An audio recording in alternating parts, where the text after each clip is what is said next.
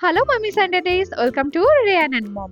আজ আমি আপনাদের সাথে কথা বলবো বাচ্চাদের কি নুডলস বা ম্যাগি এই জাতীয় খাবারগুলি দেওয়া ঠিক? এই জাতীয় খাবারগুলি কি বাচ্চাদের স্বাস্থ্যের জন্য খুব ভালো? নুডলসের পরিবর্তে বাচ্চাদের আমরা কি সার্ভ করতে পারি সেটা শেয়ার করব, আর তাছাড়া শেয়ার করব একটি হেলদি ওয়েট গেইনিং রেসিপি, যেটা আপনারা আপনাদের বেবিদের ব্রেকফাস্ট বা ডিনারে সার্ভ করতে পারেন। তো চলুন জেনে নেওয়া যাক, নুডলস কি বাচ্চাদের স্বাস্থ্যের জন্য ক্ষতিকারক? আমি বলবো হ্যাঁ, 5 বছর অবধি বাচ্চাদেরকে নুডলস বা ম্যাগি না দেওয়াই উচিত, কারণ নুডলস ময়দা দিয়ে তৈরি হয়। যতই বলা হোক ওটসের নুডলস বা চালের নুডলস, এর মধ্যে কিন্তু ময়দা থাকেই। এবারে আমি বলি নুডলসের পরিবর্তে আপনারা কি দিতে পারেন। আপনারা এই রাইস ভার্মিসেলি এই জিনিসটি দিতে পারেন। এটি কিন্তু দেখতে নুডলসের মতনই হয়, কিন্তু এটি নুডলস নয়। এই খাবারটি জেনারেলি চাল দিয়েই তৈরি হয়, সেই জন্য কেনার আগে প্যাকেটের গায়ে অবশ্যই দেখে নেবেন রাইস কথাটির উল্লেখ আছে কিনা। এই খাবারটি দেখতে কিন্তু অনেকটা নুডলসের মতনই হয়ে থাকে, কিন্তু মোটেও এটি নুডলস নয়, আর খেতেও কিন্তু অসাধারণ টেস্টি হয়। সেই জন্য বাচ্চারা খেতে কিন্তু খুব পছন্দ করে, আর খাবারটি কিন্তু খুবই হেলদি, যেহেতু চাল দিয়ে তৈরি হয়।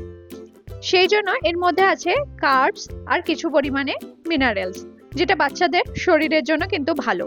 খাবারটি বানানোর প্রসেস কিন্তু নুডলসের মতনই। খাবারটি বানানোর জন্য আমি কেটে নিয়েছি কিছুটা পরিমাণে সবজি। আপনাদের কাছে যা সবজি থাকে, যেমন গাজর, বিনস, বাঁধাকপি, ফুলকপি সবই দিতে পারেন। নুডলসের মতনই প্রথমে এই জিনিসটিকে সিদ্ধ করে নিতে হবে। আর কড়াইয়ে আমি দিয়ে দিচ্ছি সাদা তেল, তার মধ্যে দিয়ে দিচ্ছি কিছুটা পরিমাণে সর্ষের দানা, সেটা খেতে কিন্তু খুব ভালো হয়। এরপরে আমি দিয়ে দিচ্ছি পেঁয়াজ কুচি। এরপরে একে একে সমস্ত ভেজিটেবল অ্যাড করে দিচ্ছি, যেমন আলু, গাজর, বিনস আর বাঁধাকপি। শিশুদের খাবারে বাঁধাকপি দেওয়ার আগে অবশ্যই সিদ্ধ করে দেবেন। সিদ্ধ করে জলটা ফেলে তবেই ইউজ করবেন, কারণ আজকালকার বাঁধাকপি বা ফুলকপিতে প্রচুর পরিমাণে রাসায়নিক সার দেওয়া হয়, যেটি স্বাস্থ্যের জন্য ক্ষতিকারক। এর মধ্যে যেহেতু প্রচুর পরিমাণে ভেজিটেবল অ্যাড করা হচ্ছে, সেই জন্য খাবারটি কিন্তু আরোই বেশি হেলদি হয়ে যায়। আর এই খাবারটি শিশুদের এনার্জি দিতে কিন্তু সহায়ক। এই খাবারটি শিশুদের ব্রেকফাস্টে দিলে অনেকক্ষণ পেট ভরা রাখতেও সাহায্য করে, যেহেতু চাল দিয়ে তৈরি। তবে প্রত্যেক দিন না দিয়ে সপ্তাহে 1 দিন বা 2 দিন দেওয়ার চেষ্টা করুন। এরপর এর মধ্যে আমি দিয়ে দিচ্ছি হালকা পরিমাণে লবণ। আমি আমার বাচ্চার খাবারে খুব অল্প পরিমাণেই লবণ দিই। আর দিয়ে দেবো হলুদের গুঁড়ো।